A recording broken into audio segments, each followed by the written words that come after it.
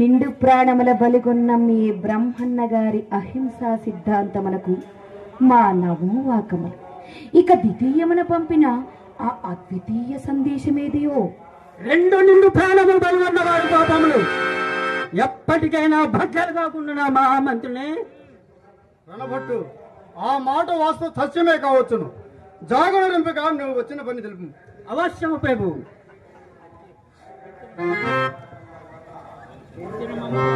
పెంచిన మమ్మకారము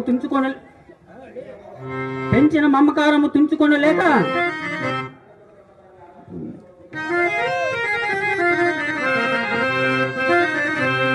చేసిన తప్పులు ఒప్పుకొని శేషము వంచి క్షమింపుమన్నా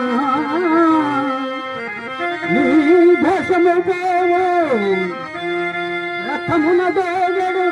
క్షమించమని చేతులు మూర్చు కూర్చున్నట్టుకు మేమంత చేతగాని వారలమనా నీ తలంపు? కాను నరసింహరాజా, సరసముల మీరు వినుకున్నా కానున్న కథల రంగంలో మాచర్ల వీరుల కలవాలముల మెరుపులో నించుట.